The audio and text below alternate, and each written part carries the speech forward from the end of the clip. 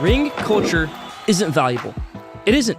Now, when I say ring culture, I mean when you say, well, this guy isn't a superstar, this guy isn't a legend, because he didn't win a ring. There's plenty of guys that have rings that aren't legends, aren't superstars.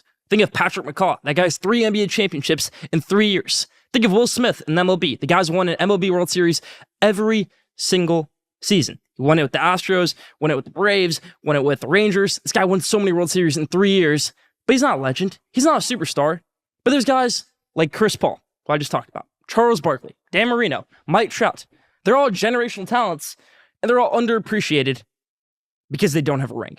To me, that doesn't make sense, especially for the MLB guys. Now, Dan Marino, I don't know how he didn't win a Super Bowl. He was a quarterback. You have full control over the field when you're a quarterback, but maybe that's before my time. Maybe there was something else with him. Charles Barkley, he was a center. He was a very dominant center, but Charles Barkley wasn't necessarily going to be the best player on the court always.